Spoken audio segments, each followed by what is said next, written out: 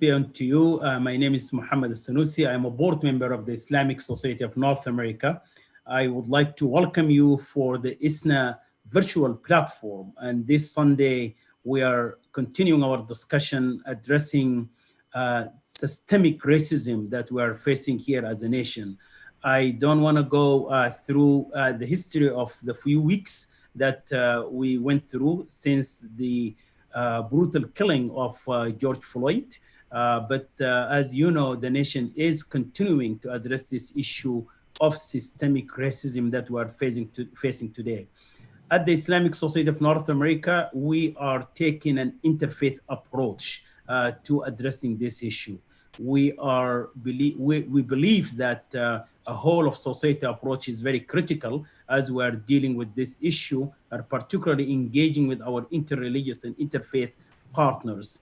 As you know, Islamic Society of North America has been building interreligious collaboration and partnership for decades with our partners, and we continue to do that. So this particular issue, we felt there is a need of collaborating together and contributing to what the nation is trying to find now, solution to systemic racism. I am very fortunate tonight to have a very distinguished panel here with us, a panel that really represent America that we know, a panel that represent major Jewish denominations in the United States, as well as representing the largest, denominations of the Protestant Christian in the United States. And of course, we also have our own Imam Jawhari Abdul Malik. So what we will do in the beginning, I will introduce the panel one by one, and then we will engage in a discussion. Again, this is an engaging discussion. Should be an interactive session. It's a talk show style. There is no like 10 minutes kind of presentation. We want also to engage the audience, those who are watching us live now.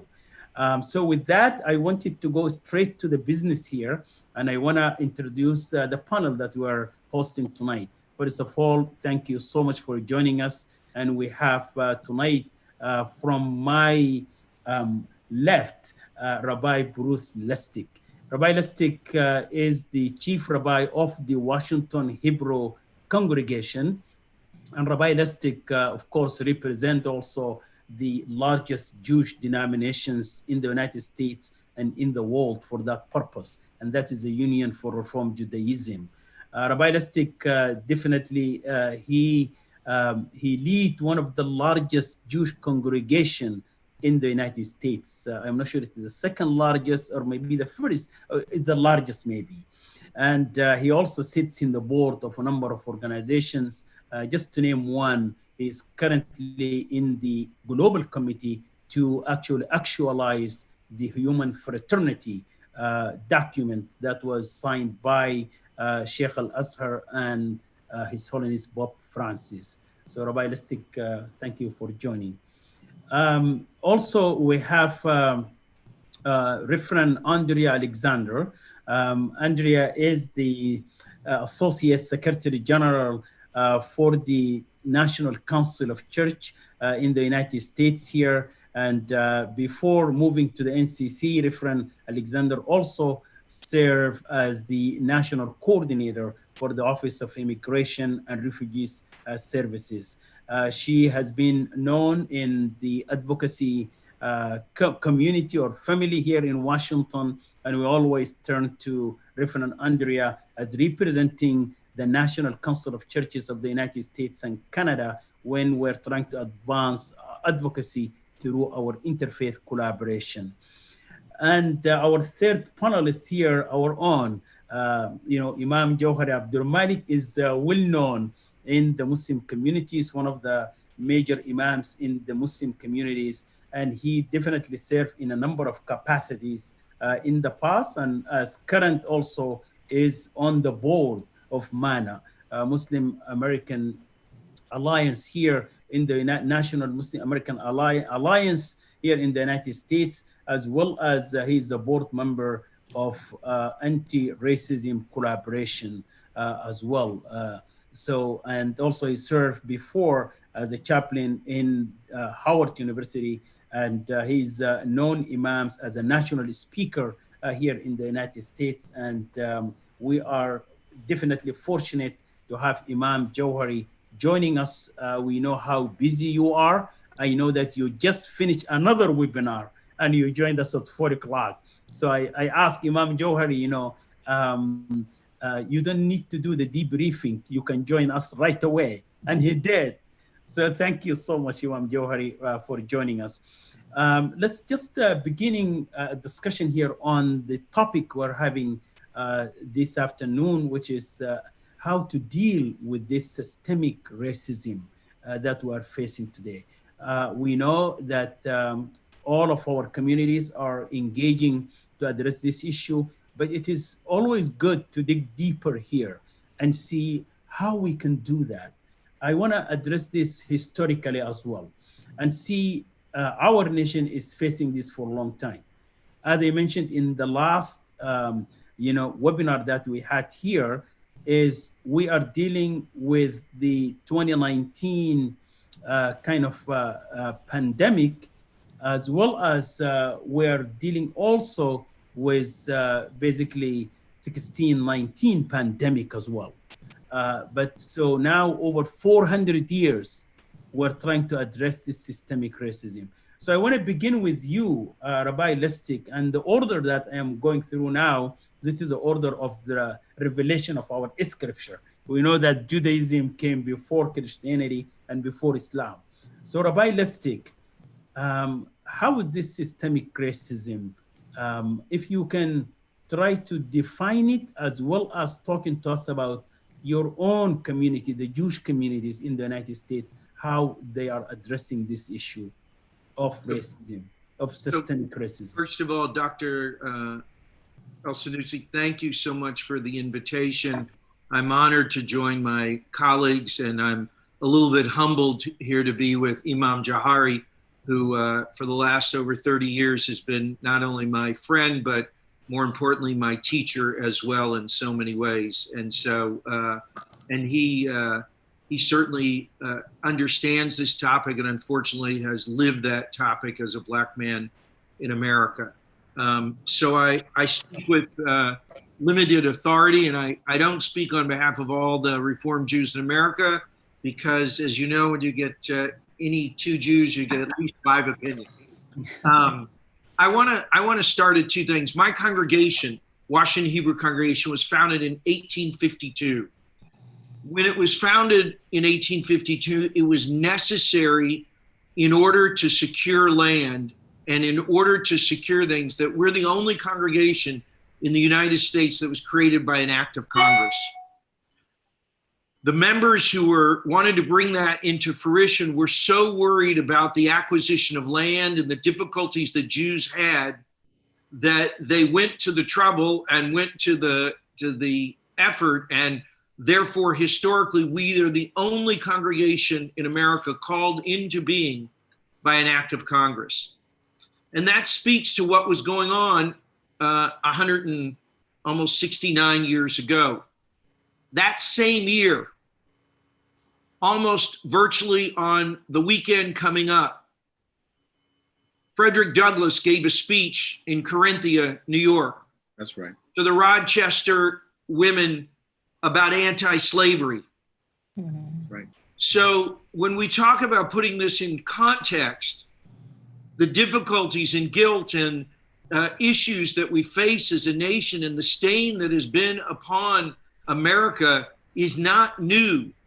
It is so sad that our reckoning comes at a time in which perhaps a virus which sees no color, no degree on one's wall, no understanding of anything except that everyone it seeks is simply a human being.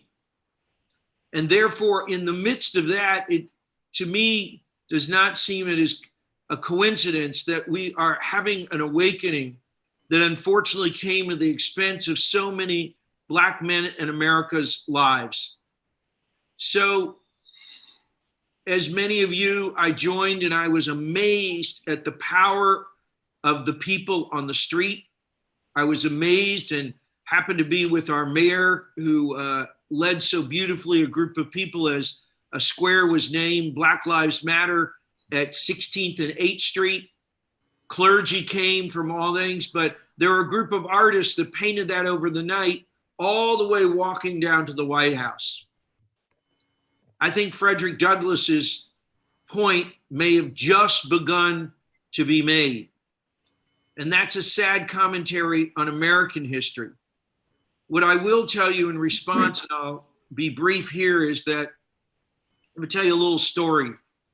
When I had my consecration in first grade at religious school, one of my good friends, may rest in peace now, I saw him put a stack of cups down on a thumbtack. And I saw them then take the stack of cups away and serve grape juice to all of us who were in our white robes for consecration. In a matter of seconds, the white robes were stained. Later that night, I came to my mom. I felt terrible. And I told her that I had seen what was done. My mother looked at me and she said, you know, saying nothing is just as bad as you putting those cups on the thumbtack. That must have been a very difficult conversation for my mother, who just turned 90, to have with me. She's a Holocaust survivor. She understands firsthand what it is when, what happens when a society does not speak, when the arc of justice is held up because of silence.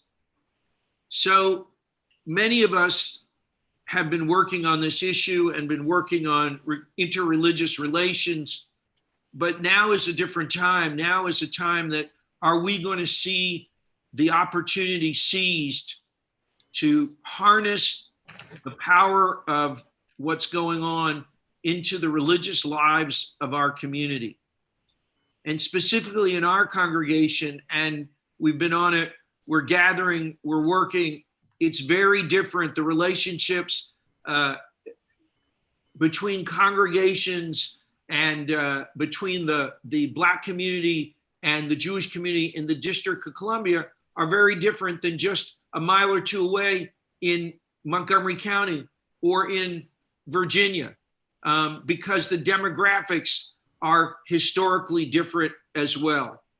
So we're addressing this with pain, we're addressing this with hope, and we're addressing this with the opportunity, first and foremost, like everything else, is to stand in solidarity with our Black brothers and sisters and reminding America that Black Lives Matter, but also standing in solidarity in an effort to begin the conversations that have not happened, but need to happen. Beginning to understand that we need to be able to step back, and I don't have the answers, but I have to listen. And I have to make it clear to my fellow members of the clergy where my heart and where my soul and where my tradition is. The last thought is as you know, you mentioned I've worked with you on the Alliance document, which preceded by the Marrakesh document.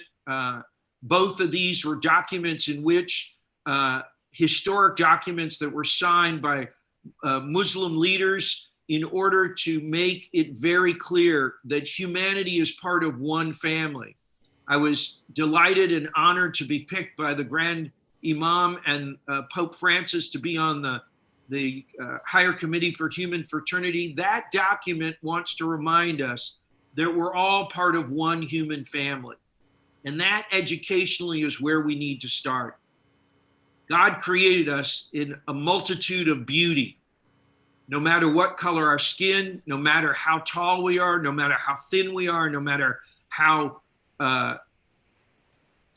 curly our hair is, or wide our smile is, or white our beard is. The reality is we're all children of one God. And that has got to be our opportunity. And now the most important thing, and then I'll finish, I'm sorry, is that there is a vacuum of leadership politically. And that means that we have to have a strong religious leadership to take on the mantle and to do the work that needs to be done, because we won't be able to rely on our political system unless we can encourage our political system as leaders of faith. Thank you very much for the opportunity. Thank you. Thank you so much, Rabbi Listic. That's really a great overview of what's going on and what's your community is doing. I want to turn it to you, Reverend Andrea, here, and you are representing the largest, group of the Protestant communities in the United States. And I know that, um, since George Floyd and even before that, you have been working on these issues. And so if it would be good if you can bring us up to date what's your community is doing in relations to interreligious collaboration. Again, I want to say thank you for inviting me and the NCC to participate this afternoon. And it is definitely an honor to be part of this with also my colleagues that you have also invited from the Jewish and Muslim family. It's such an honor. And first of all, I will say that even as a kid and before I even understood differences and nuances that were defined, I always had this understanding or belief in the way my mom raised us.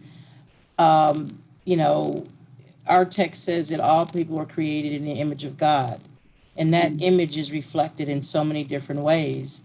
And so we were always taught that everyone, no matter who they were, what they did in life, deserved to be treated with respect, honor, and we should not do anything that diminishes that person's humanity.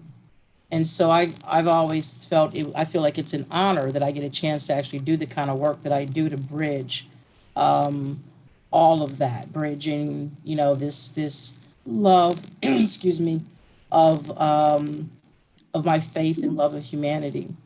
The National Council of Churches, we are celebrating 70 years this year of existence, and we were a federation of churches and a few other collaboration of Protestant organizations that came together to become the National Council of Churches 70 years ago.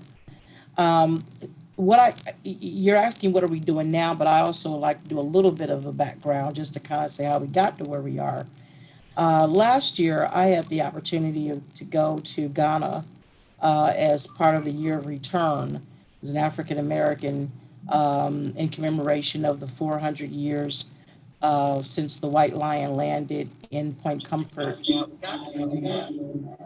And I visited two of the, it's weird to say slave castles. That just doesn't even doesn't seem to go together. But the place where they would bring enslaved Africans. And smack dab in the middle of each of those, and I understand it's the same with locations around various parts of Africa where people were taken, there was a church. One of our Protestant churches was right in the middle of each of those locations, very much complicit and a part of that despicable capitalist taking and using of human bodies. And we talk about 1619, but then if we go back to 1492 with Christopher Columbus, which was a mission that was commissioned by the church. So I just want to say that the church, in many ways, we're trying to be better now, but part of it is addressing our own, not just past, but where we are, even how we're addressing things now. And so right now, what the National Council of Churches has been doing, 2 years ago, on the 50th commemoration of Dr. King's martyrdom, April 4th, 2018, we launched our Racial Justice Initiative. a racial equity initiative under the theme Act Now to End Racism. ACT standing for Awaken, Confront, Transform. Awaken to the realities of who we are as a nation and individually and cooperatively, confronting that acknowledgement as individuals, again, as a cooperative, our individual churches, and then, you know, with God and God with us, we hope to transform hearts and minds. That's a lot of work.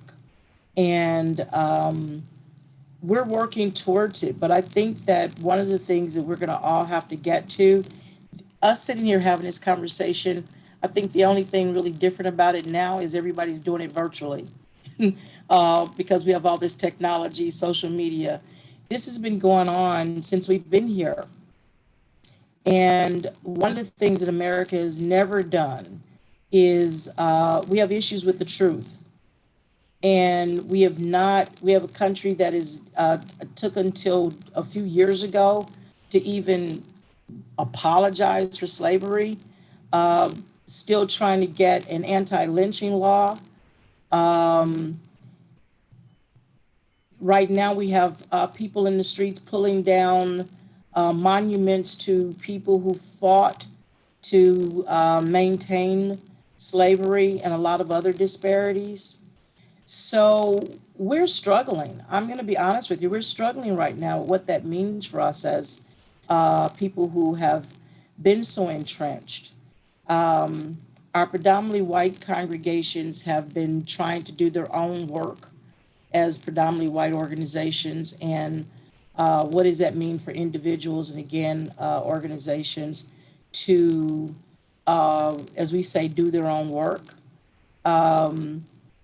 And some of that work includes just, again, being honest with what your own history is. Those organizations have gotten together and even worked on a definition for white supremacy. And that was needed for them, because one of the things that we as a nation struggle with is, and because we have an issue with painting over and glorifying our history, is that even with definitions, it really matters. Because if the worst thing you can do is call even progressive and liberals, if there's any indication you're calling them a racist, as opposed to them being concerned about the very issue that's before them, they're more concerned about the fact that they've been called a racist. And they will fight that tooth and nail. And so, like I said, I think the very best answer right now is that we are working, but we are struggling with what that means. And that's good. I think that's part of the issue too. Nobody wants to struggle, but struggle is painful, and we don't do pain. Yeah. Well, thank you. Thank you, for this. This is really a good background. Expand the discussion later on. Sounds like you probably have two devices on. What's that? Said Muhammad has two devices on. Imam Johar, I can hear a background. I don't know if coming from where. Youth. Both of you have an echo. Yes, so I see that. Imam Johari, to you to see how you could help us as well to understand what is the American Muslim community is doing to address systemic racism. We know that this is not something new as well. You have been working on this area for decades, and particularly MANA has been working on this area, and especially in the past, weeks, you have been very active, basically addressing this issue from the Islamic theology as well as from the society at large as well. So bring us up to date, Imam Johari. Muhammad, I have to ask you to put your device on mute. Alhamdulillah. Oh, you're not on. Something's not on mute. Must have a phone on or something. Yep. All right, that sounds a lot better. Bismillah ar-Rahman ar-Rahim, in the name of God, the most gracious, the most merciful. First, I'd like to quote Matthew 20:16, which Reverend Alexander knows that in the end, the last shall be first. So I'm last, but according to Matthew, maybe one day I'll get to be in the reverse prophetic order. But I'm really grateful that we're having this conversation. There are many conversations around this going on. And I'm going to apologize in the beginning that I'm not known for being well behaved. So I'm going to be true to form. But I do want to hold up that from a theological perspective. And I'm reminded, Rabbi Bruce, sometimes he'll call me and say, I'm getting on a plane, Imam. I have 1 hour before I get on the plane, but I need some Quranic references. So this is what I need. And I'll call you back in a few minutes when I get to someplace where I can listen. And I'll jot down the verses. So the verse today is chapter 38, the ayah of verse 17. Where it is a dialogue between Satan and God. It is at the moment of the creation of the human being. And in that moment, God commands all of the angels, or in Arabic, malaika. So sometimes we think of Michael Landon or something with the angels. But malaika, these creatures who are created by God, they have no free will. They do exactly what God commands them to do. But then there's another kind of creature created before human beings called jinn. They are creatures who have the capacity to have free will. Some of them believe, some of them disbelieve. Some of them obey, some of them disobey. And the leader among them is the one that we call Satan, in Arabic, Iblis, or Shaitan. And Shaitan is there with the Malaika, and God commands them to submit themselves, to prostrate themselves before the creation of man. And the Quran says in this passage, all of them did except Iblis, except Satan. And his rationale is that he says to God, I am better than him because he's made from clay, from the earth, and I'm made from fire. Now, God has already given an instruction. This is what you're supposed to do, and to let you know who the human being is.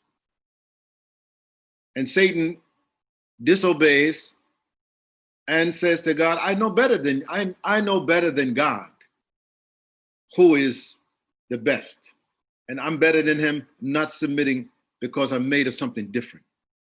For us, theologically, that day was the birth of racism, where people then can begin to identify in disobedience to God that I'm better than someone else because of what I'm made out of. I'm made of a different color, or I've got a different gender, or a bunch of other stuff we can unpack later. And so for me, that understanding that where racism begins as a system began that day for all of us.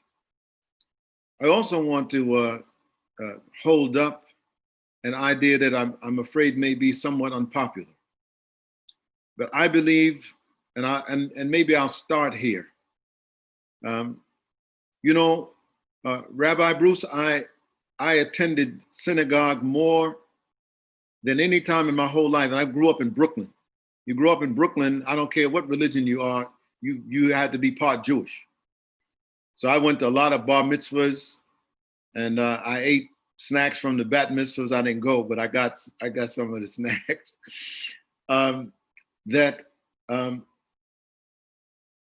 The year 2016, I spent more time in the synagogue than I have spent ever in my whole life. It appeared that the Jewish community knew something in 2016 that the rest of us didn't know. that there was a rising tide of racism that was emblematic by the election, but there was something deeper that was pervading the society. And like the canary in the coal mine, the Jewish community was sounding the alarm. And so myself and others were invited to go into synagogues and say, wake up, people, wake up, something is going on. And in the same way that people didn't realize the rise of Nazism for what it could be, because they thought it was too way out. No one would no group or a state would acquire an adoption of the idea that there's a superior race and that they should have then the power and the authority to murder en masse people who are different from them. Having said that, I also don't want us to be distracted. And that is, what makes the murder of George Floyd any different than the litany of folk going back even before Emmett Till? What makes this particular moment so different? And I would contend that it has nothing to do with race. It has everything to do with power. And that people right now around the world are feeling under the pressure of their governments to be sequestered in their homes because of COVID-19. And they're seeing that the government has a certain power over them that they, as white people, haven't experienced. As non-Jews, they haven't experienced.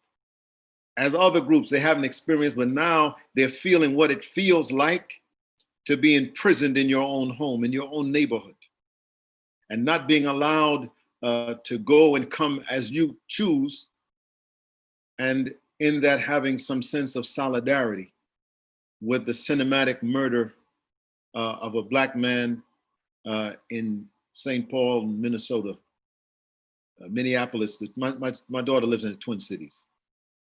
That feeling, I believe, is at the root of where the energizing is coming from. And so while we are looking at now being directed that the issue is about racism, anti-Black racism, I don't want us to miss the fact that really this is a wake-up call again about the 1% white supremacy system. And if we say, oh, well, here's what we should do. White people should cry and all of us should have police reform. And we make a nice, kinder police department while the rich keep getting richer and the poor are maintained in their poverty. But now we've succeeded because we have all these laws now that say, you don't call anybody a nigger and don't put a SWAT sticker up on a building or whatever. And we'll have enhanced sentencing for all the people who are being bad racists, while a white supremacy system, 1% of them continue to benefit while exploiting the rest of us. And so I don't want us to miss the moment to organize against changing the fundamentals of the system. Slavery wasn't created to benefit all white people. It was invented to serve some white people at the expense of others. So with that, I'm going to close. I know we have opportunity for a robust conversation. And I think I just want to be clear that I don't want us to miss. I see Bruce is nodding his head. That and Reverend Alexander, you with me? That I don't want us to miss the moment that we start putting a Band-Aid on the real problem and think that we've cured cancer because we put some salve on racism. So thank you, Imam Jauhari. But I want really to push you even further. Okay. To talk about how does religion contribute, both positively and negatively, to this movement of racial justice that we're finding today. Well, the Muslim Anti-Racism Collaborative is doing a lot of training. Actually, now people are waking up. Oh my God, our institution is racist. Wow, right?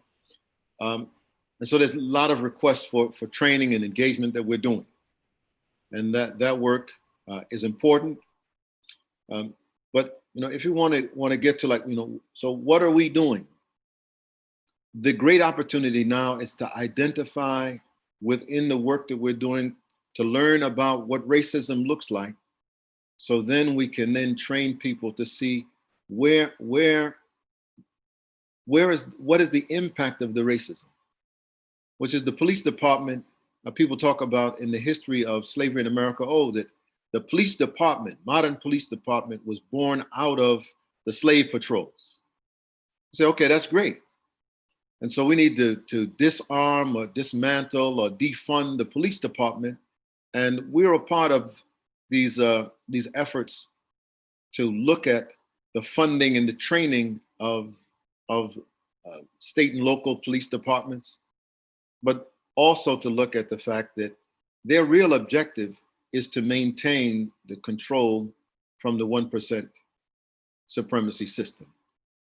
And so let's look at a situation, just to give an example, in Minneapolis, Minnesota. 97% of the police department, this is according to activists who we're working with in Minneapolis. 97% of the police officers are white. And among them, only 91% of them live in Minneapolis. So you have a foreign force that comes into a community to protect and serve. Right? So also on the other level, they asked the question, the Muslim store owner, who was the one who said, call the police on George Floyd. Unfortunately, he's not willing to engage in the anti-racism training. We reached out. So what we said, look, let's do this. Let's create an education and community engagement program with other Muslim-owned businesses in that community, calling them back to the traditions of the Quran and the anti-racism work of the Prophet Muhammad, and build a collaboration with them, while the other one wants to try to use his resources or money and so on to scapegoat even his own daughter. I don't know if you all are how deep you follow this, because the daughter came forward. They fired her because they said, oh, she had posted some racist stuff, but in it she said, I got it from home. Well, that's how we talk at home, and she put them out there.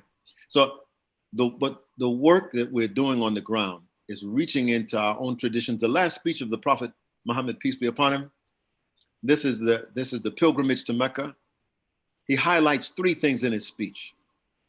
The first, after praising God and so on, then acknowledging the importance of the moment on pilgrimage, where everyone is wearing the same clothes, there's no VIP arrangements. He warns about three things. And he says, I may not be here next year. Sounds like Dr. King. Right? I may not be here with you, but I want you to remember three things. One, beware of sexism, the exploitation of men over women. The second, beware of racism, that there's no superiority of the Arab over the non-Arab, or the non-Arab over the Arab, the black over the white, or the white over the black. Everyone will be judged by God by their piety. And the third is financial, economic exploitation. Those three things. And I'm saying to you today, we are now having to reteach our people in this COVID-19 George Floyd moment about these racism, sexism, and capitalism.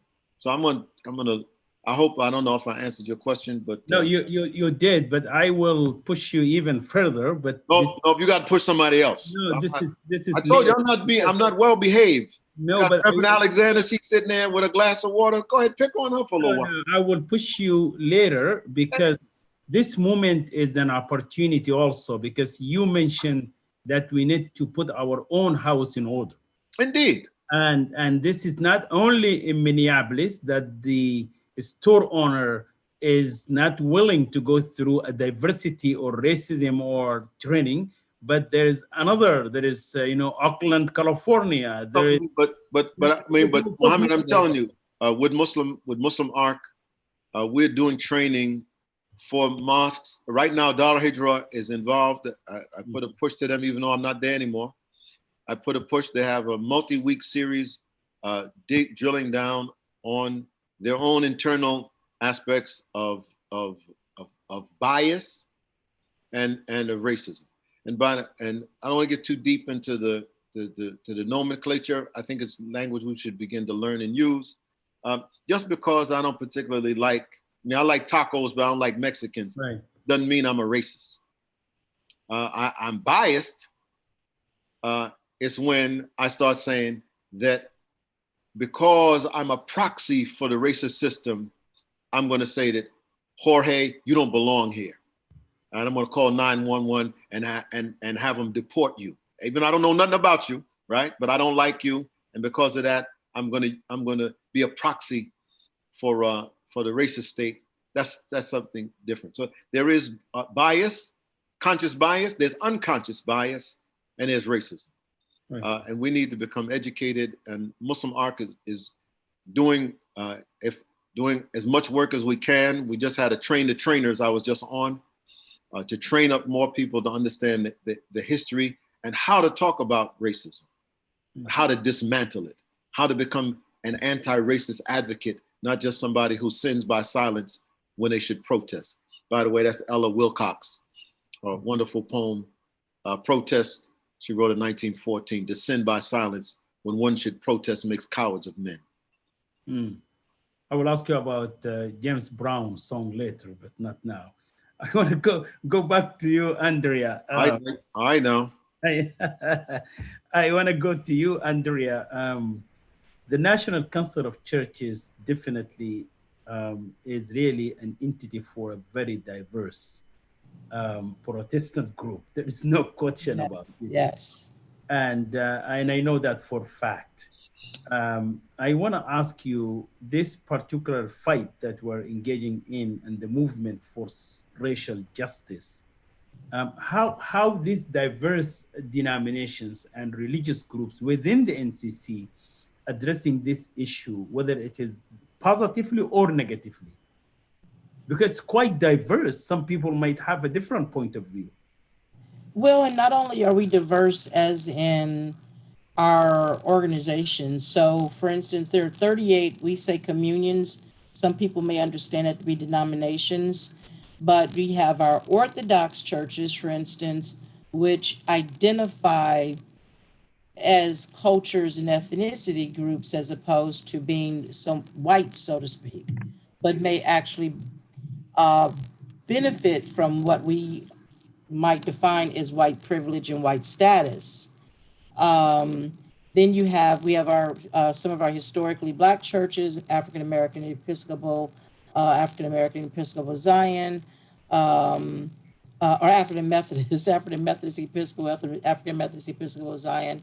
You have the Christian Methodist Episcopal, and others, and then we have our historically white mainline denominations, which have diverse cultures within them. And then now you even have some of those that are now headed up by African Americans. So the Disciples Church is a predominantly white denomination, but it has the first African American woman to head up a mainline denomination as this top minister.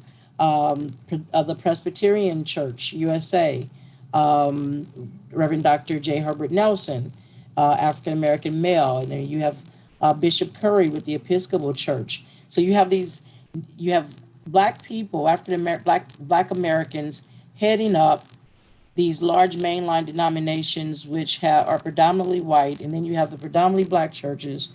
You have these Orthodox churches, which, like I said, are kind of culturally, identified.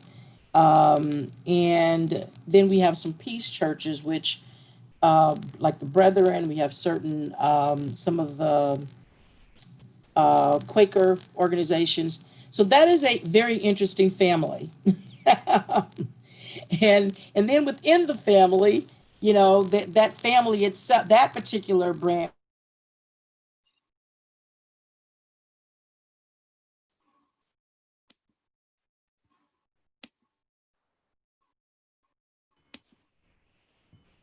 I can't hear you, Reverend Andrea.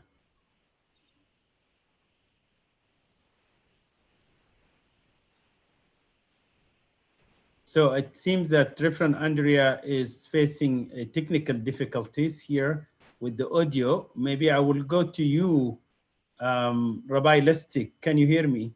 Yes, I can. I Yes. want to share, I want to respond a little bit to your first question that you asked Imam Johari. Johari. And part of the thing I think is that I think that we're all doing the same thing.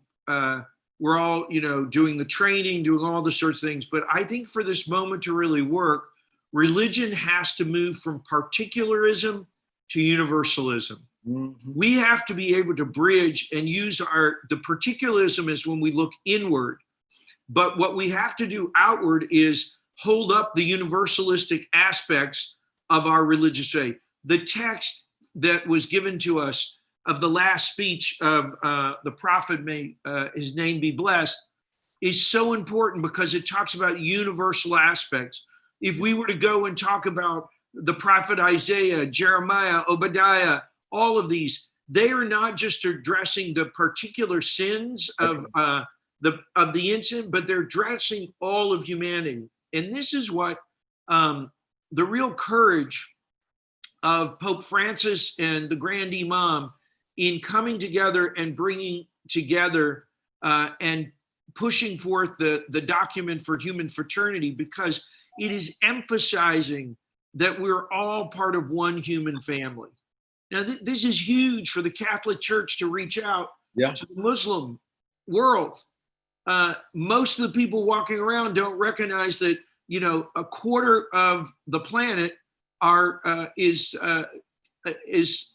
in relationship to Islam and are Muslims. And in part of this is that this is the idea that we have to, if you will, look and talk about what is it within our own faiths that's going to allow us to move from the particularism to the universalism. So, you know, everybody talks, there's tension in terms of it. So many words in the Black Lives Matters document that someone could find anti-Semitic, this or that and the other. This is not the moment. This is the moment to talk about what are our universal concerns. And it's important that we all sit at the table and we all stand united at the table, because I believe we underestimate, and I'm in firm belief that the Imam is correct, we underestimate the cunning nature of what that 1% is willing to do to preserve its power. That's right. And so as religious people, you know, all of our traditions say the least amongst us. That's right. You know, how many times in the Torah do we hear that take care of the widow, the orphan, you know, because those who've been disenfranchised by the realities of circumstances, they are no less worthy as a child of God. Their responsibility is for each of us. So when we say Kol Aravim Zeh Lezeh, all of Israel is responsible one for another, that means that all of humanity has a responsibility to one another. And so even if somebody hates me, I still have a responsibility to work and to love and to try to engage them and to try to make them see a way to move forward. There's a lot of reckoning that has to be done, but at the same time, the Jewish community has to understand that this is, at this moment, that we have to be partners, and it's not as much about us, it's about what we're complicit to and complicit for. Rabbi, I'm with, you know, see, this is the problem, man. I've been hanging out with Rabbi too long, man. So we could just finish each other's sentences on the issues around social justice. And we start quoting the Quran and the Torah, finding those places where we have commonality, not just in theory, but also in text whether that's Old Testament, New Testament, or the Last Testament. The real issue is that not to become distracted by turning into some kind of issue. Okay, so we're all going to put a Black Lives Matter sign in our yard and then think we have really beaten this beast. It is working together to say, none of us can breathe until all of us can breathe. To work together until we say, ta'am al-miskeen, to feed, the Quran says, feed the hungry. Right. It doesn't, none of our scriptures say, feed the hungry Jew, feed the hungry Muslim, feed the hungry Christian, right? Which implies that there's somebody who has food. He's holding out on the rest of us. And that's where that's where we need to stand together. And whatever we differ in, Allah will figure that out when we meet Allah. Oh, Allah, I used to pray with my hands like this, and the other one prayed like this, and the other one, he met on Sunday, and this one on Saturday, and the Muslim on Friday. And who's right? We'll figure that out. God will let us know in the end. But are we accountable to our own tradition? That's why Bruce invited me to the synagogue, to light a fire under people who, because he's the local singer, nobody wants to hear his song anymore. You have to invite somebody from outside to shake people up. I go to United Church of Christ often with the invitation of Graylan Hagler to shake up the congregation. And I'm moving to the place. I'm moving to the place to build a place of worship where I can invite the rabbi. I had to leave my other place. I can invite the rabbi to preach, to wake up my people. But that's what we got to get out of the sense of, as if somehow or other the exploitation that we experience is some kind of peculiar thing, right? So, we this summer was, on 2020, we were supposed to have 6/2020, we're supposed to have a reenactment of the Poor People's Campaign. And religious leaders were going to come from around the country and whatever, because we knew that systemic racism also has to do with how we deal with the issues of poverty, how we deal with the issues of opportunity. And so, unfortunately that got sidetracked, and so many things got sidetracked. But our youth are impatient, and they want us to see us to take action, because they know that this is an opportunity that America has to change. Absolutely. No, completely agree here. By the way, before we leave that point, I want you to understand that this opportunity that Bruce is talking about is so unique because it's the whole world. I'm trying to get Bruce to come down to my house in Barbados, but he never seemed to have time to have a vacation to go down with his family. In the tiny island of Barbados, 166 square miles, 7 by 21 at its widest points, they had a demonstration against the statue of Lord Nelson that is in the main square in Bridgetown. Now, you ask yourself and say, how does that relate to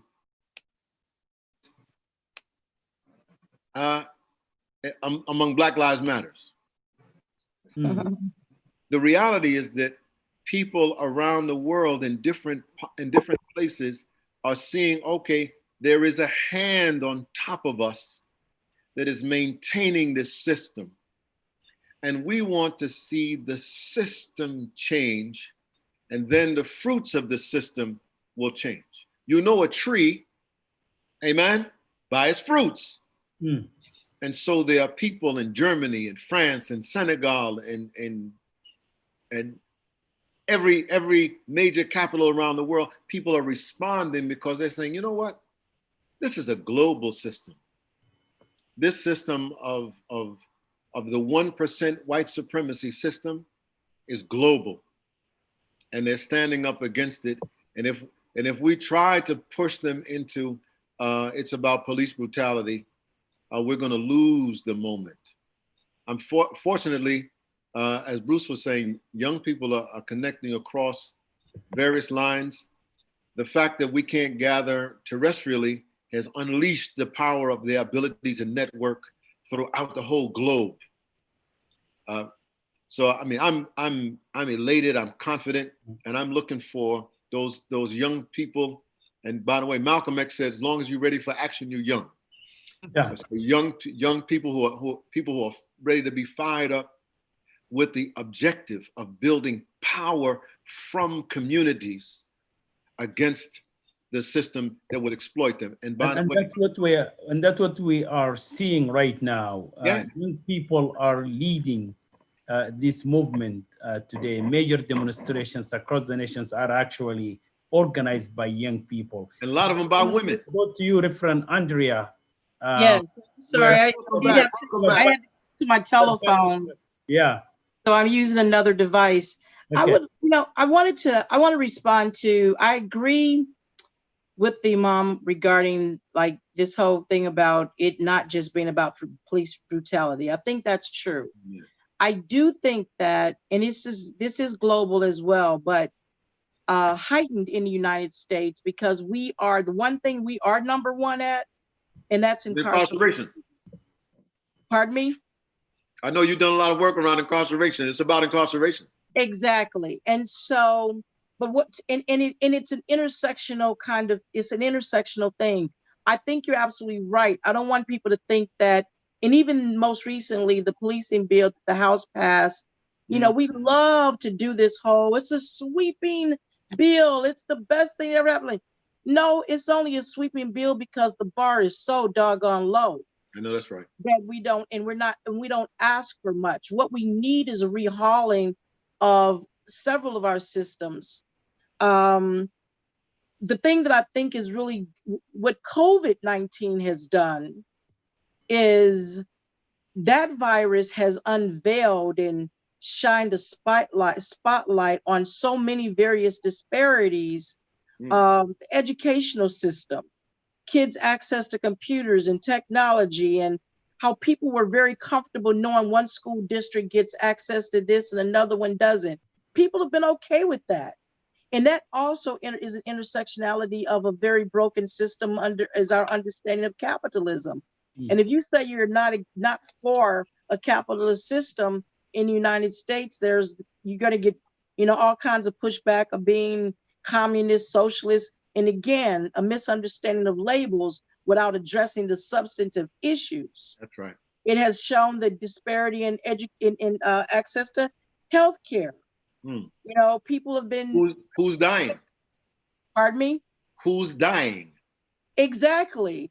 I actually have been in dialogue with some friends to talk about a term that I only came new to it. I mean, it's not a new term, but necropolitics. This idea that certain people, not so much, we love to talk about who gets to live and how they get to live, but there's a system that distinctly determines who will die.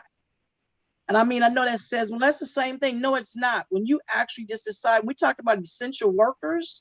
You have essential workers who are essential on a hierarchy, who were the healthcare professionals, as in doctors and nurses, and even they weren't treated with the best of under best circumstances. But there's also sacrificial essential workers, people whose lives don't matter enough that we've decided we need chicken. So we're going to make you go out and process chicken, in these chicken plants where people are dying. And the ones who are cleaning the hospitals, who actually are a major part of the way that system is going to continue to run. And so these are things that need to get into a very intricate layers of how society has, again, put a value on particular life. And at the core of it, it's not, you cannot separate economics from race. Come on. Not in the United States, and again, I would venture to say worldwide. But in the United States, when we talk about the 1% is so strong, it is convinced those who are poor white people that their value is in their race, their value is in their color. And that one day that they too might access the fact that they will, and that they don't even see the disparity and the impact in their own society. And so, and it's not just Donald Trump. We can't put all of this on Donald Trump. Donald Trump right now is kind of the, at this point, an ultimate manifestation of what's been brewing in this country for decades. And I'd say the newer, more heightened version of who he has had a chance to be and come started with the Tea Party. The Tea Party again, and that's the what that those are the lies we tell ourselves too. Every commentator kept talking about how the Tea Party was angry about economic circumstances, but they were also angry about the fact that everything shows that this country is no longer going to be a majority white congregation, a majority white country. So the coloring of America and the and Obama didn't help becoming president. It made, what Obama did was made liberals think that they really are not as racist as some of their own beliefs really are. But also they were also using the language that the Tea Partiers are upset and disturbed by economic situations. You know, the Occupy Wall Street. And you cannot separate. And those who will try to separate economics from race, we're not going to get at the core, because that is a major, when we do that, it dismisses the ways that economics has been, has created and is systemically and systematically infused in racism. And it all comes to when he came and took over land that was already occupied, and then was entrenched even deeper when you brought in bodies to build the capitalist system that we are right now. Let me, how we can address this. Mohammed, before we go, I just want to touch on something that the two of them just said, with your permission. Sure. That within this, although somebody might be listening to us and think, oh, these guys are just a bunch of naysayers. The reality is that we have a great opportunity, as the rabbi was saying, about this issue of universalism. Right now, Rev, as you mentioned, this issue about what is the American identity now? Is the identity the identity that we're trying to hold on to, and because we all live under it, the identity that, okay, America is a white country.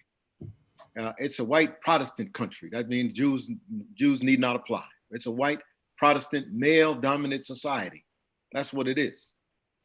And now that the demographics of America have shifted so greatly, what is the new American identity?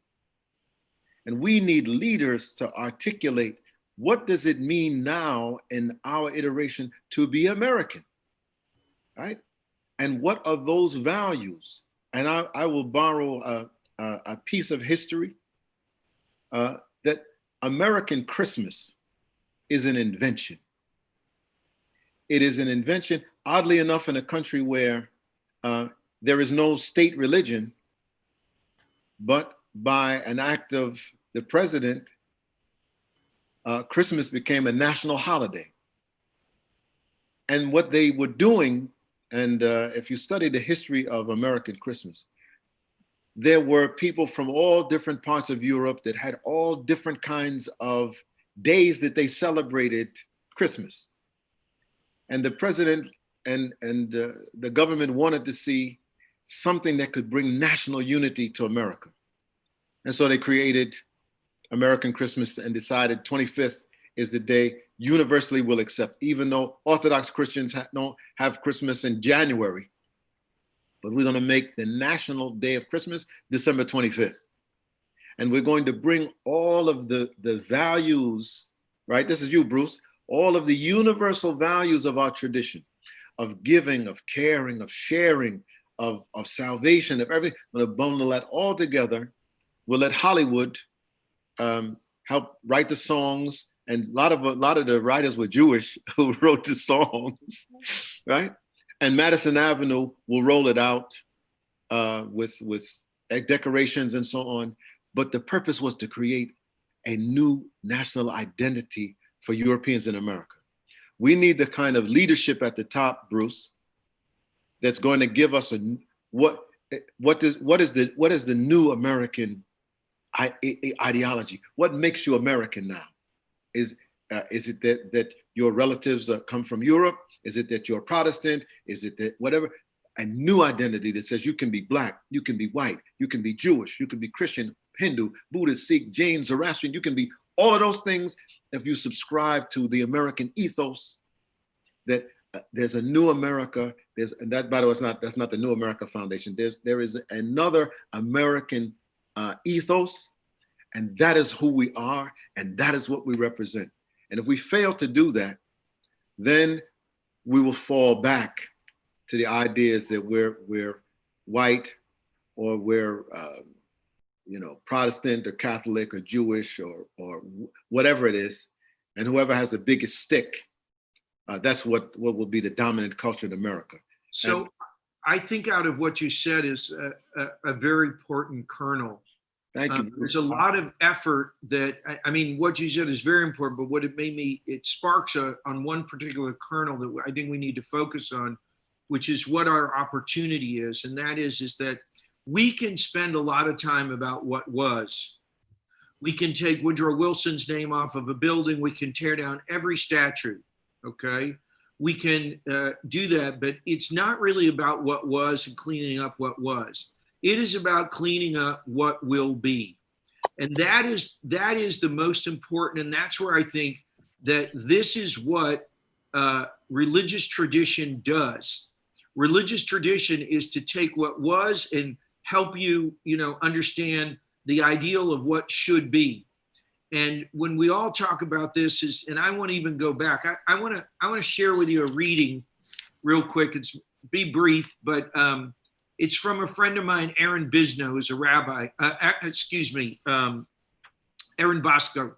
Aaron wrote this. It's a beautiful piece, and he had somebody who he worked with in his congregation that one night was in a restaurant and stepped in to try to get two men separated who were fighting, and he ends up being deported. And he worked, and his congregation worked to try the effort to save one family from an injustice is just amounted. But he writes the following: before we were Americans, we were human beings. Before we were Jews, Christians, Muslims, we were human beings. Before we were rich or poor, we were human beings. Before we decided we knew everything we needed to know about that person, they were a human being. God creates human beings and we uncreate them. God sends human beings into the world as endlessly precious, and we reduce them in our minds to something we can understand. Before we talk about a person, we must first see them. Before we tell their story, we must give them the dignity of telling it themselves, just as we would want to be seen, just as we would want to be understood. Before we came here today, we were strangers. Now we are here. Now that we see each other, we are once again human beings. So I think one of the most critical issues that we have to address is this, in our religious faith, returning to the opportunity and the understanding that that we start out in every one of our faiths with this, the created in the image of God, and what is that demand of us? Because if this is worldwide, we're talking about the identity of the human being, the identity of the child of God, and the responsibility of the child of God, both to God and, more importantly, to our fellow human beings. Thank you so much, Bruce. Reverend Andrea, you want to follow up on that? Yeah, I mean, I think that's it's, as we've all said, at the core and center of at least these faith traditions on this particular panel is this idea that all are created in the image of a divinity, a God that it's called by various names and reflected in and through us as people. But also what that means and how it plays itself out, of course, is how we also got to who we are right now with our disparities. I also want to respond to the idea of uh, Imam mentioned earlier about the leadership in from the top, and I think that's been part of our downfall in this nation in particular. I mean, I'm talking about the whole the world is it's hard enough for us to deal with what's happening in our own denominations or households about leadership than to try to deal with everything worldwide. But part of the issue is the leadership structure um, also is fraught with all the systemic and systematic flaws that just perpetuates all of the isms that we're talking about. For instance, mentioning earlier about Minneapolis having all of those police officers, for instance, less than 5% of the actual police officers policing Minneapolis or live outside of Minneapolis, for instance. We look at our current, not just political system, but our corporations and so forth. There has, and it's hard. That's the thing. It's difficult to talk about how to get to the core of the problem because it's going to require, it's such an intrinsic system, it's going to require sacrifices and restructuring. I heard one person say about the criminal justice system, criminal legal system, and I say the same thing about our economic system. We keep tinkering around with the faucets when what really needs to happen is you have to tear up the floor and take out the pipes, redo the pipes. And so what I would also say about leadership is that there is a lot of leadership, for instance, on the ground right now. What I appreciate, for instance, about the movement for Black Lives is that they call it a leaderful movement. It's hard to pinpoint a person because it's about communities leading, facilitating, addressing the needs of those communities, but also reimagining, or I should say reimagine, let's imagine anew what it means. And if we want to use the legal system, what does it mean to have a community that's focused on public safety and not on our original history and structure with the policing system, particularly from the South, being slave patrols, for instance? How does the community care for itself? And how do we create education systems that allow for access to information for everyone in a way that is equitable, not equal, but equitable and just? Andrea, Imam Johari, yes, please. This gets to the root, and I can say all of us on this call, all of the faith leaders on this call, I have been looking within the power that we have within our institutions to begin to build power from the root. What do the people in our congregations, in our communities, what are they passionate about, right? Raising those issues and concerns, and then empowering them to be able to network a wider group of us. So when we speak with the moral authority of our traditions, that the system has to respond to us. We have been, I think, fed some bread and circus for a long time. That people think that the issues of governance, you can set it and forget it. One of the great buildings in Washington, the National Archives, it says, vigilance is the guardian of freedom. Mm-hmm. And we have, and quite often, been sold a bill of goods that says, okay, if every 2 years or every 4 years, or if you live in the Commonwealth of Virginia, every year you go to the polls and you pull the lever on eeny, meeny, miny, and mo, and you think that you're a part of the governance, that we need to have a kind of a politicalness. This is what one writer talked about, politicalness, where we are as concerned about who's on our school board as we are who's going to be playing in the NBA playoffs or the Final Four. That has to become the conversations in our community. Whether I have children in the public school or not, that I'm engaged in what does education look like in our own, because it's all, Tip O'Neill was right about some things, right? It's all local.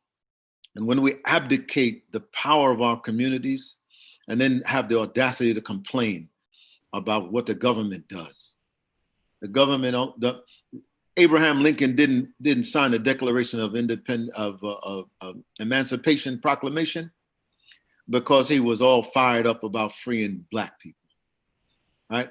He was interested in what are the bigger issues around the government, and if industry is interested in industrializing the South and slavery is getting in the way, then slavery has to go. And he did it because they made him do it. And we missed a moment with Obama because after Obama got elected, we said it and forget it.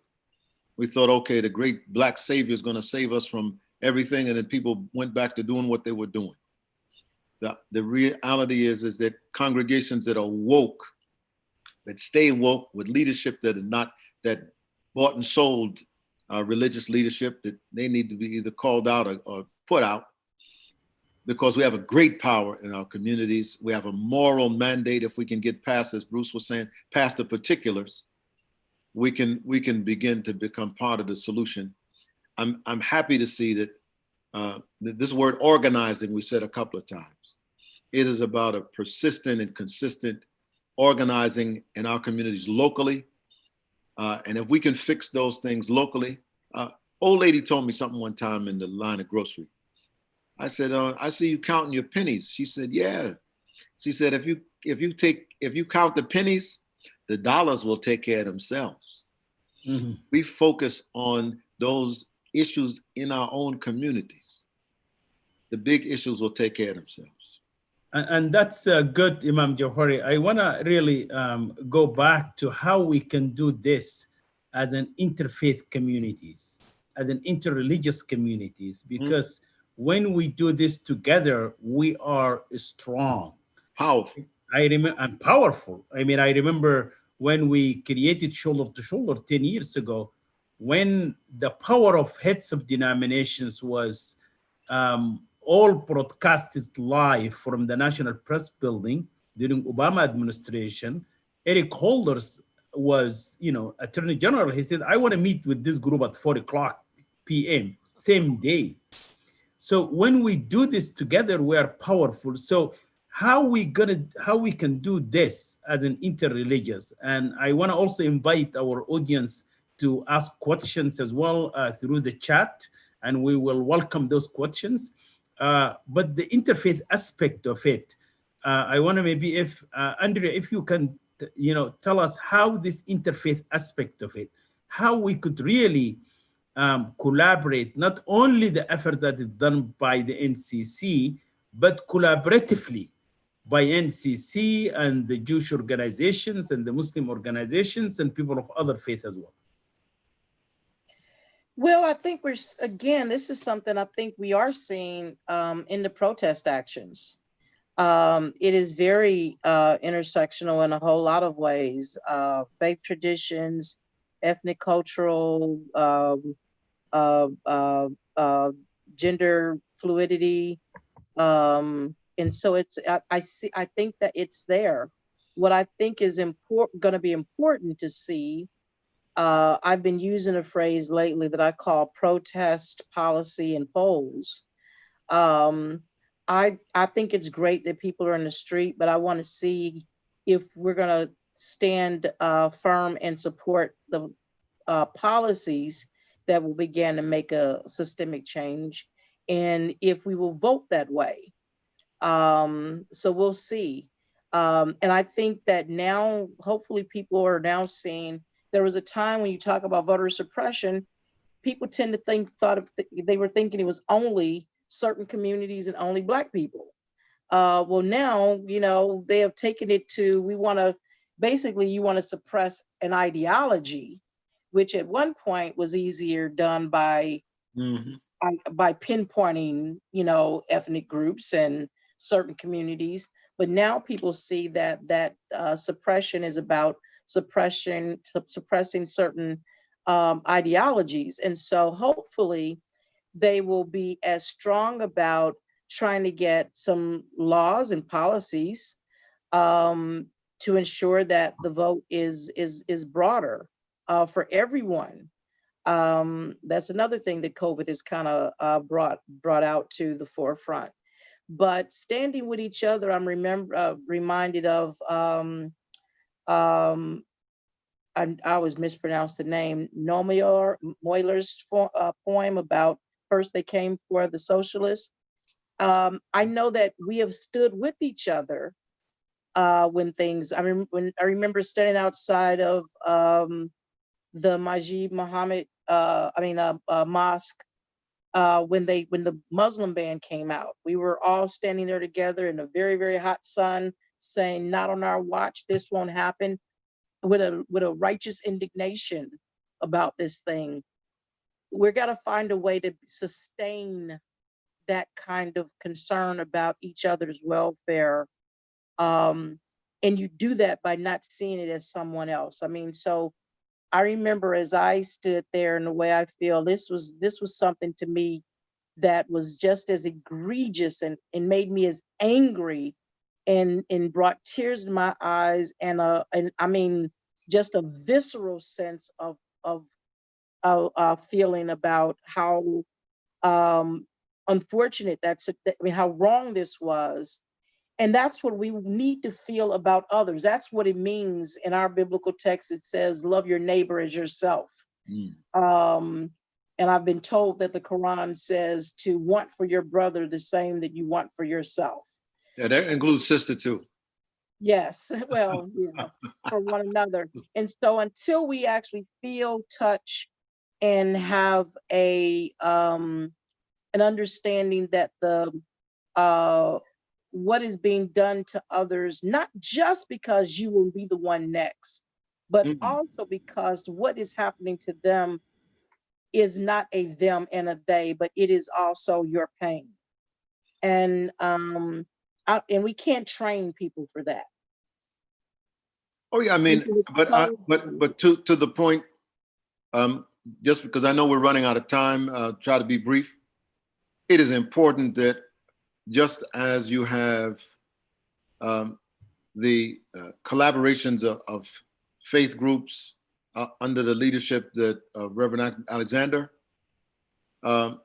Bruce and I have been part of an interfaith groups that apply leadership and pressure within the District of Columbia, in concert and sometimes out of concert with the local government, to say to people, if your congregation, we're just talking about religious folks, if your congregation is not in solidarity with another congregation, you out of business. That if you are a person in your church, your mosque, or your synagogue is not in relationship with another institution, it's time to get on board. And you might have to be the leader in your congregation, whether you're the pastor, the rabbi, or a lay leader or whatever, to get your congregation, because the reality is that power only deals with institutions. Individuals, and I'm sure when I was in college, I know that the administration, we'd have a demonstration and they would just sit back and look at their watch. They figure, look, these guys, they only got a few months and they're all here to try to get a degree and move on and whatever. We could promise them anything that's going to happen, and we're going to institute in the next 2-3 years, because all of them will be gone by then. And if we never deliver on our promise, it is the key that synagogue, Washington Hebrew congregation, has been there for over 100 years. They're going to have to be a force that's reckoned with. Masjid Muhammad has been on Islamic way for over 50 years. They're going to be there as an institution that has to be reckoned with. When those institutions join together, that is when the system has to reckon with our moral authority. And so if there's no other takeaway, that for people to be involved in organization, in solidarity, in an institutional way, so that we can make systemic change. Thank you so much, Imam Jawhari. And that's the interfaith approach really we are trying to achieve here. But to you, Rabbi Bruce, we have just a few moments there. But if you can, I know that you called for universality, and you said the cleaning up is what will be. And but how we can do that? What are the concrete steps that can faith leaders and religious practitioners take to fight this racism? So give me I want to put into context that just not to say, I said that we have to balance between particularism and universalism, and what we have to lift up through our particularism is the universalism. And I think the concrete step is that everything that I've said here, but I think that we need to start thinking about right now what it is that we're going to do with a child who's in preschool, and how do we prepare a child for preschool for the world that we envisage that is not part of systemic race. Because it needs to be Montessori. Yeah, well, whatever the flavor, whatever the thing is leaving the particularism behind and going to the universalism. The reality is that that's something that needs to be done in a collaborative fashion. And that is something that we do by example when we come in and, the kids from the imam's mosque and the kids from Adams, they know what Washington Hebrew is. They come there, they work together, they do together, they sing together, in choirs together. These are the opportunities. This is how we begin to do things. But that is the steps, but that does not mean that is just a feel-good sort of balm that we put on, but really look into the pedagogic sorts of things that talk to me about how do I address, whether I want to or not, if I'm privileged, how do I address that privilege, and how do I use that privilege to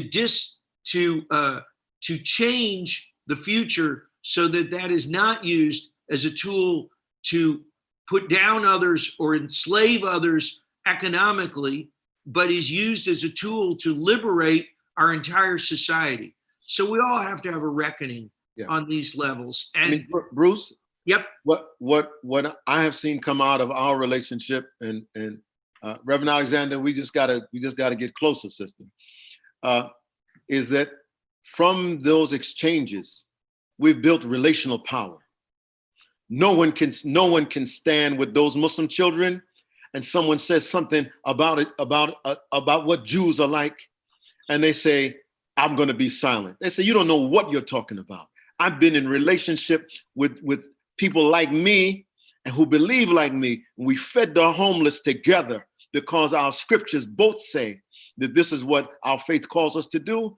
And with that, it's not just talking the talk. It's young people who grew up walking the walk, and we walk that walk together with the acknowledgement that after 35 years of the Interfaith Conference of Washington, we found out that interfaith work, rather than making me a Jew or making Bruce a Muslim, it deepened his commitment to his own tradition, while it deepened my understanding of my own, because I saw mine in his. And I know this is true also for Reverend Alexander here. I know I heard her quoting some hadith of the prophet. Right. So Andrea, Reverend Andrea here, any closing thoughts in these concrete steps? We have like a minute to close. I just get back to, I think everything we've said here that is very important that we, yes, we continue to be in dialogue, but I also know that this is what we would call a Kairos moment. There is this, I think this is a time in history that comes ever so often. And we have to find our role in working together and with God to make the best of it. One of my favorite quotes from Dr. King is the line about the fierce urgency of now, in this sense that, again, it's like this is a moment, and we have to make the best of it. And so some of the things we have those things that are relational, which is ongoing, constant, we got to be working on. But you can't, something else he said, you can't legislate someone's heart, but you can legislate what keep them from killing you, you know? So we got to do some things, and people are going to have to determine whether or not, if Black Lives Matters, meaning that, again, all lives do matter, because in that case, believing that it is the systemic ways that Black lives have not been treated as if they matter, then we can institute some policies and procedures and so forth that could make life better for all of us, regardless of our economic situations and racial, ethnic background, gender, and all of those various things. That's the individual thing, but then we have to continue to work both systematically and in relationship. Well, thank you so much for esteemed panelists here, and we're coming to close here. I would have loved to continue the conversation. I want to talk more about this identity issue that brought up in this discussion. And I also wanted to talk more about how to put our own house in order. I want to talk to Imam Jawhari Abdul Malik in a different session about how these businesses that we know in our own Muslim community can also, address these issues and go through this training and diversity training that you have mentioned, because it's so critical. And we have seen that, not only in Minneapolis, but issues are in a different part of the country. So at the Islamic Society of North America, we will continue our interfaith approach to addressing systemic racism. And through this virtual platform, we wanted to strengthening our own interreligious collaboration and cooperation and partnership. And I would love to call you Imam Jawhari. I can so sing for you James Brown song. Say it loud. By the way, I mentioned this in a sermon one time. You probably never hear an imam quote in a sermon at a mosque, James Brown. Okay. I want you to think about this. What kind of condition could a people be living under who go to a party and they're dancing? They're supposed to be celebrating, enjoying themselves. And the line of the song says, "We're people, we like the birds and the bees, but we'd rather die on our feet than keep living on our knees." Mm. And people are doing their booga, and all of us know the words, what he's gonna say, that we would rather die on our feet than keep living on our knees. That is a reality that I don't think most Americans have. Thank you so much. And again, on behalf of the Islamic Society of North America, thank you so much to you, Imam Jawhari, to Reverend Andrea Alexander, and to you, Rabbi Bruce Lustig, and to our audience. Indeed, thank you for watching and following up. Please visit ISNA website, isna.net, and please also contribute generously to the Islamic Society of North America. With that, you have a good evening. Thank you so much. Assalamu alaikum.